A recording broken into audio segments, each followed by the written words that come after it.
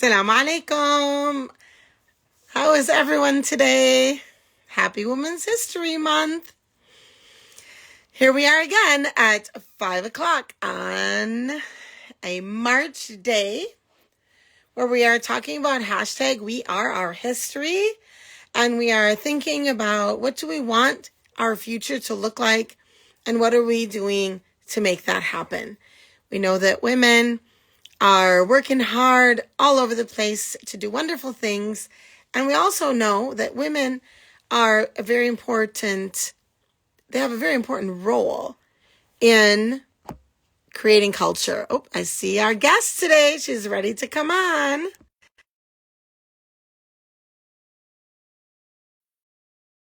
Another one of our amazing Wa alaikum major assalam volunteers. wa Assalamu rahmatullah. alaikum, Say, sir. I'm doing How are well. you? Alhamdulillah. How are you?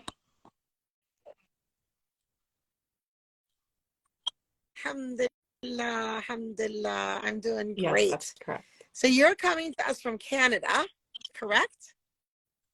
Yes. So you're coming to us from Canada, and you wear a lot of hats at Rabata.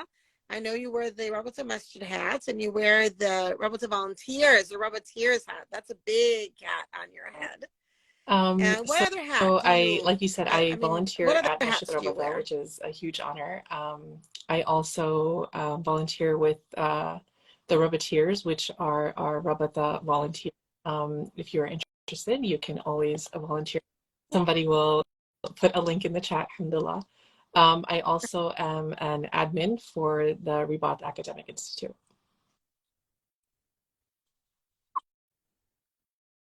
MashaAllah. So you've never been my admin. I don't know why. I have to request you.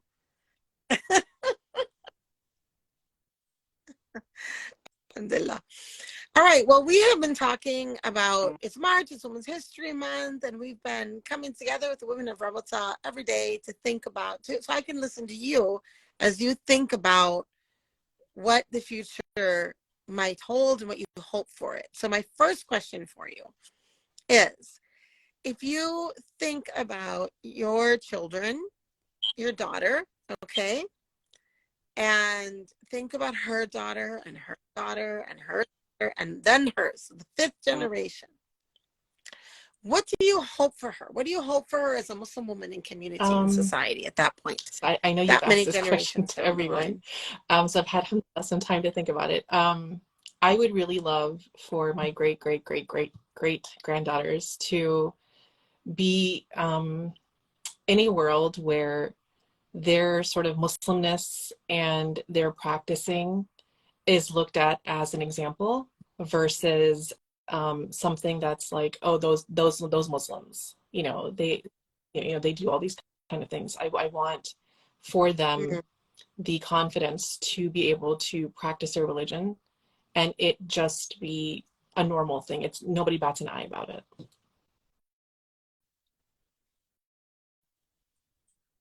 Mm-hmm. Yeah, that's that. I love that, and I'm Inshallah. hoping that we can do that sooner than 5 generations. Right? Yeah, I'd like to see. I often think about that. Like, when will we stand in that space we're supposed to stand in, where our whole lives are engaging in things that are beautiful and pushing back on the things that are ugly, and where people start to recognize that in us. So yeah, that's beautiful. Inshallah. All right, I'm going to expand that question now and bring us to the 100 years. So now, not just thinking about individual, but the ummah as a whole in 100 years. Okay, what does the ummah look like? What do you hope it looks like? Where do you see it going in a positive way? Um, And we're thinking positively here. I really So hope where do you that hope for it in a we, hundred years? as women, are able to fill in our roles as did the women of our past. Um, I feel like we have a tendency to sort of shy Mm, away from being in leadership positions. I don't know if that's like a cultural thing or if that's just sort of societal expectations that women sort of sit in the back seat.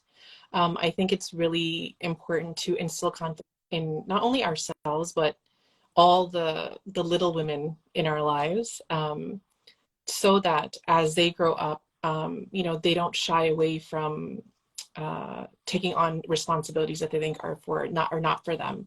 I can give you an example. My son was at a basketball game a couple of weeks back, and my kids go to an Islamic school, and the boys were playing as well as the girls. It was a tournament, and I was standing at the door, and people were sort of going in.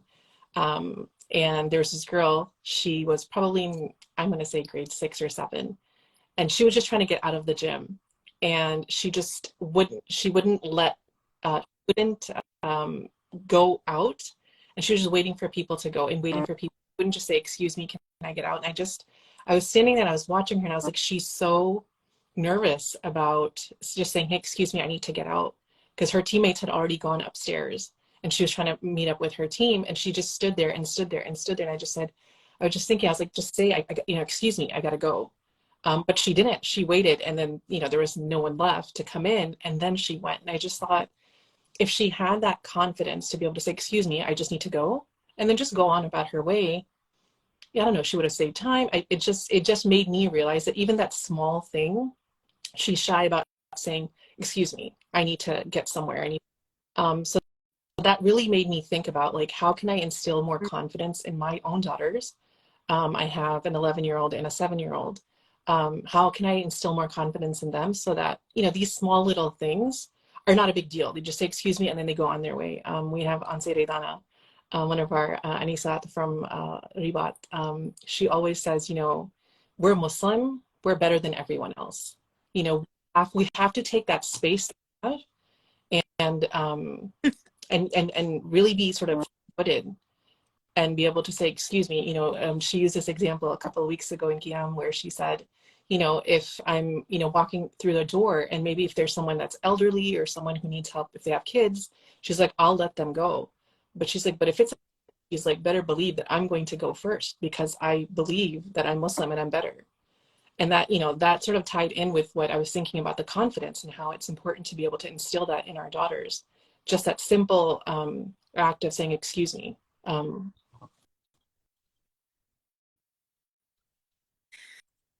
Yeah, let's hone down on that example a little bit. It's really fascinating.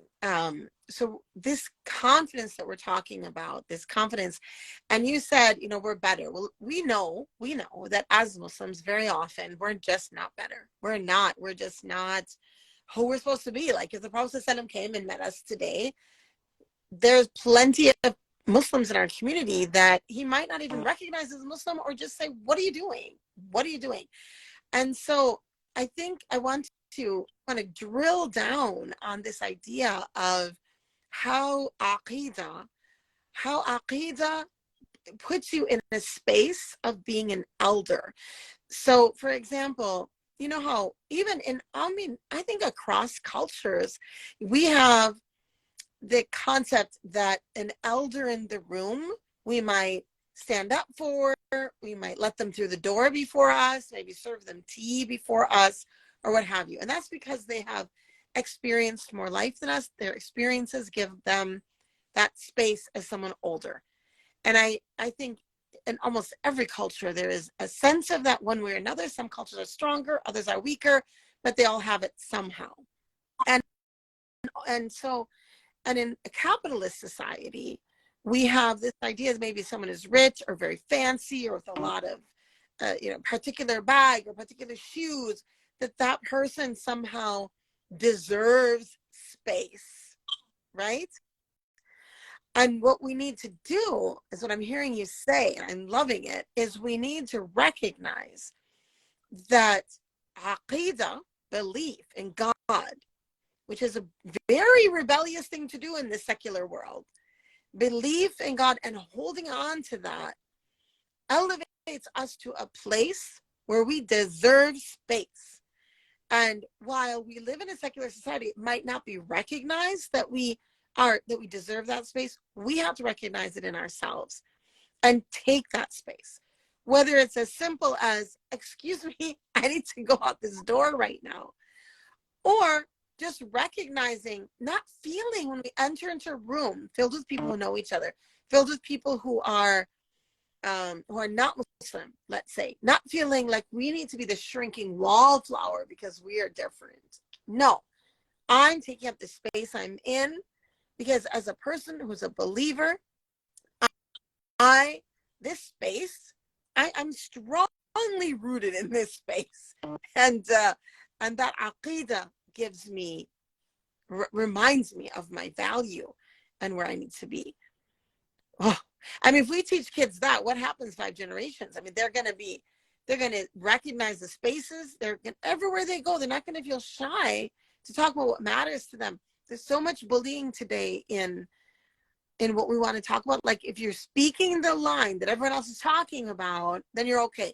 But the second you start talking about something else, or just changing it a little bit, or having an opinion, even just a discussion, there's fear there.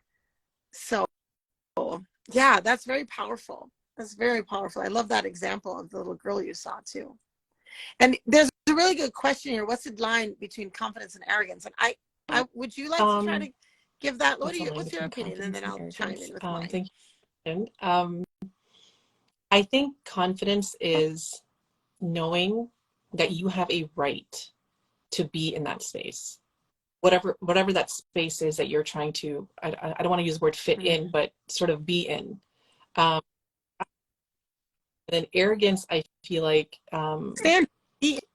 you think that you are above someone. And I feel like the word above, and I know I said that, Auntie Rihanna said that we are better, but I feel like you can be better without being above. Because, as we know, God is merciful, and you don't have to be Muslim to be able to earn God's love. So in that sense, I feel like if you are standing firm in your space, you know who you are, you have the right to be in that space. That's what the confidence comes from. Arrogance comes from saying that you are above the other person and not giving them the space to maybe become better.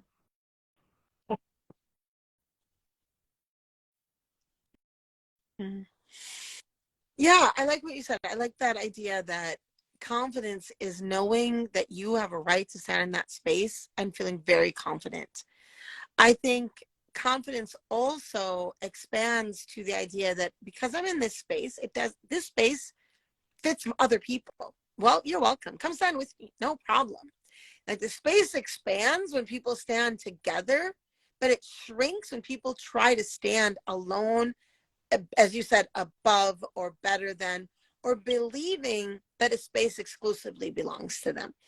So that's an issue. Like, that's where we get racism. That's where we get Islamophobia, xenophobia, this idea that a space exclusively belongs to any one group is arrogance and also really problematic in society. But if we have that confidence, then I feel like the visual is, I know that where I'm here in this space. I'm making space for myself. And by me being here, I'm happy to live in the shelter with you.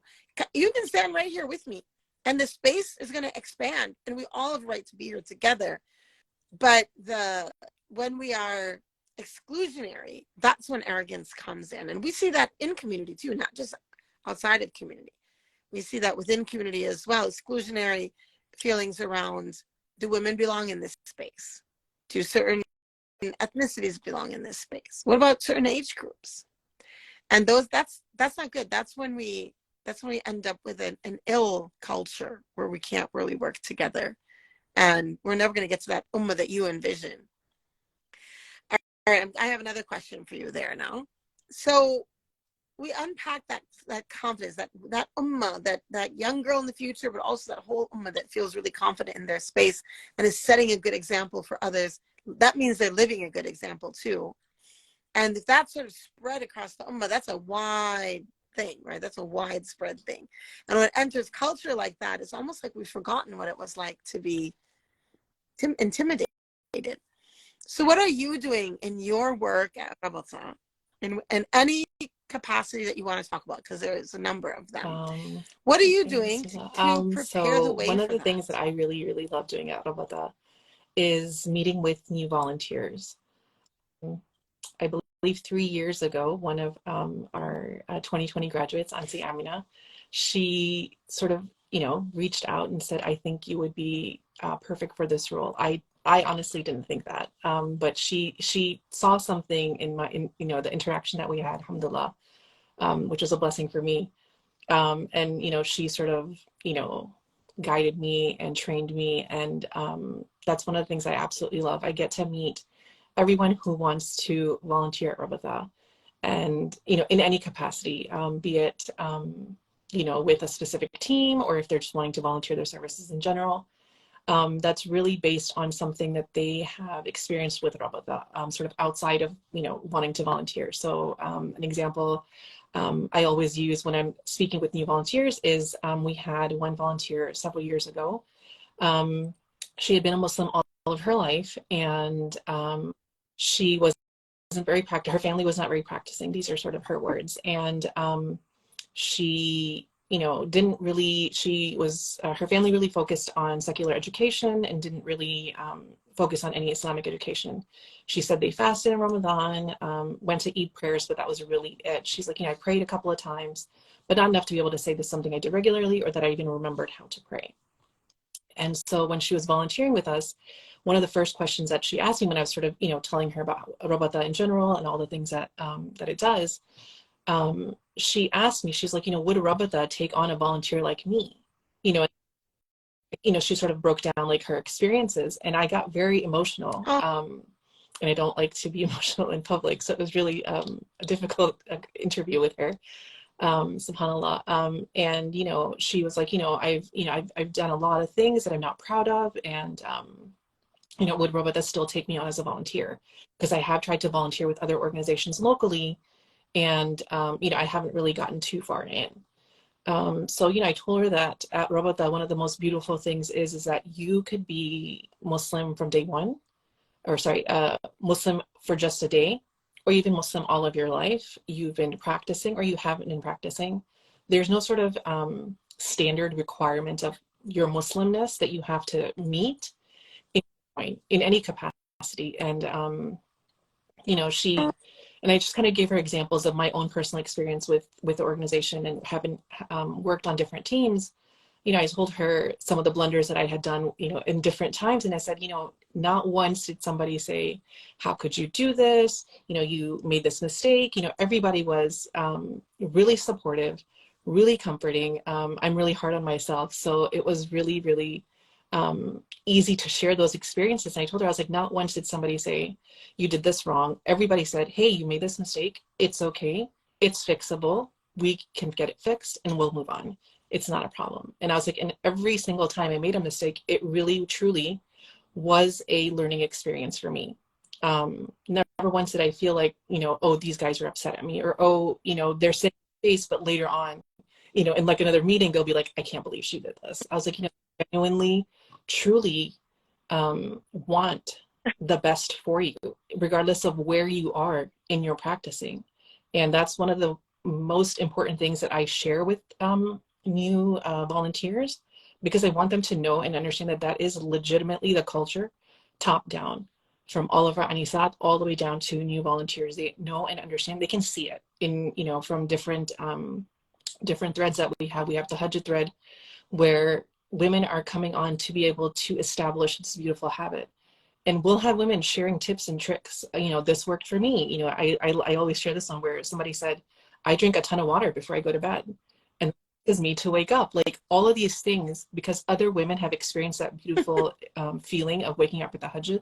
And then they want in turn turn around and give you that experience as well. And then do everything that worked for them and everything that didn't work for them. And I love that culture so much, because living in this world now, we live in a culture where women are constantly having to fight each other to get anywhere. Rabata is an organization where we are constantly pulling each other to get to wherever we're going together.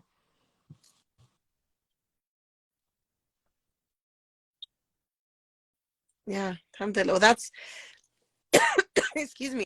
I mean, that's amazing. That's amazing. And I want to thank you for that work. And I'm so glad you were there to answer that one volunteer. and all the others who are coming in. It's SubhanAllah, ties so much into what we were saying about confidence, because then you build that confidence. And I believe in mistakes, right? I mean, you can't you can't really actually work if you're not willing to make mistakes. I'm actually kind of anti-perfection. I think striving for perfection means we're never getting anything done. So so I love it. I love that that's how you talk to them. And I love that thought and how it's connected to confidence, because as we experience a supportive community, we grow in our feeling that, yeah, I'm good. I'm good here. I'm all right. Like, I might not do perfect things, but I'm going to stay standing here in my imperfect self. And my imperfect self is a good self, you know? And that's very beautiful. I think that really could make the kinds of changes that you're talking about over the decades and centuries, where we forget those days when we felt intimidated or insignificant or afraid or wondering, are people going to deal with me if I wear my hijab? What if I say I have to pray? What about if I talk about wudu? How are they going to feel about that? And not, instead of feeling any of those feelings of doubt, just really feeling, I'm good. I'm good. I'm good in my aqidah. I'm good. I'm standing here. I'm not perfect. I make mistakes, and when I do, I learn If I and may, I Anse, keep going. But so I'm good she's been a right volunteer here where now I'm for 3 standing. That's years, beautiful. and last year we did this thing where after Ramadan, you encouraged us to read Surah Baqarah, and she took on that challenge, having, she said, really remember how to read Quran. She was taught really young, but she hadn't read it in several years. And she took a couple of the Quran ready classes that we offer before Ramadan. And after Ramadan, she was able to complete Surah Baqarah. The challenge, I believe, was 40 Surah Baqarahs in 60 days. I think she read it 4 or 5 times. Yep. I was just, I'm just watching her in the background. Not that I'm like MashaAllah. watching her, but like yeah, I'm not stopping. I hope she's like, oh, she's talking You're now. not talking. But it was so beautiful to see that she was posting like, oh, I wasn't able to do it, in an entire day, but I spread it over 2 days. Does that still count? And everybody was, of course, as always, extremely motivating. And when she said it, she read it for the first time. Everybody was just over the moon, and it was such a beautiful feeling just to sort of be in the background watching her interacting and saying that she did this for the first time. I cried. I cried more for her than I did when I finished it. SubhanAllah. Oh, that's, oh. Somebody asked here while you were talking if I could do dua and tahajjud videos again. And I just want to let you know that in the Ramadan Ready workshop that's coming up on the Saturday before Ramadan starts, this upcoming Saturday, I will be doing a class called, or one of the parts of that workshop is me. I'll be doing a how to make dua thing workshop part of it. So definitely join us at the Ramadan Ready workshop Saturday. And in that space of confidence, I invite everyone to all of the things that we do in Ramadan. Come and taste the taste of standing in space where you feel good and you are good. We have Quran recitation every day at noon. Now at 11 o'clock is regular speed, and then at noon is the slow speed online. If you are in Minnesota, you can come to the center where we will have in-person slow speed. Slow speed means someone who, like, even that Sarah was just talking about, someone who is not really sure about their Quran, they're feeling a lack of confidence, and they're not really sure how to read. Come and read with us. We're going to read very slowly with the goal that this Ramadan you can finish a whole khatma or a whole full reading of the Quran in Arabic. And every year we have a handful or two of women who are able to do that, and it's so touching. Like you said, I get teary and cry for them more than certainly much more than I have emotions about my own khitmas, mashallah. So that's going on this Ramadan. Also, if you are a halaqa student, pay attention, because you're going to have some opportunities. The Rabata Masjid will be open in the last 10 days of Ramadan for itikaf. That's for everyone who is a registered masjid participant. So to become a registered Masjid masjid Rabata participant, you at have to rabata.org. email who do you email, Sarah? Yep. And then you can get that. You can sign up, or maybe somebody will put the link too if there's a link. You can sign up, and then you get the emails and the links for our activities. And what else going on in this month of Ramadan? Lots of local stuff too. We have tarawih every night, lots of iftars. So if you are in Minnesota or nearby, check out our calendar and come and see us and I have would just also community like to say, I know you this month mentioned of the Ramadan. slow What else you got, recitation Sarah? What else is in going on? Ramadan. We've been doing a lot of training this week for all of our admins and our hosts and our sharers. They work really hard behind the scenes to make everything smooth at the masjid. One of the most beautiful things at the masjid is when women join the slow recitation, who Arabic is not their first language, or they really struggle to be able to finish one juz a day. One of the most beautiful things is that they'll start in the beginning of the month, and our reciters, may Allah protect them always. I mean, they read extremely slowly for somebody who's used to reading at a normal to quicker speed. They read extremely slowly in order to help these women finish. However, women will join in the beginning of the month and they'll be like, oh, Yeah. they're reading too quickly. Can you please ask them to slow down?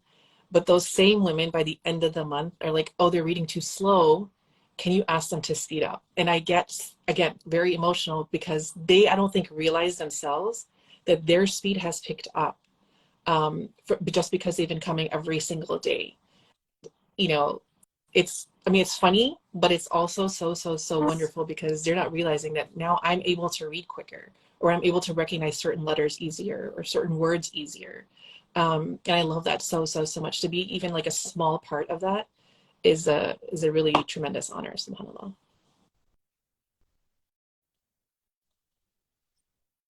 Yes, I'm so glad you mentioned that. That is just beautiful.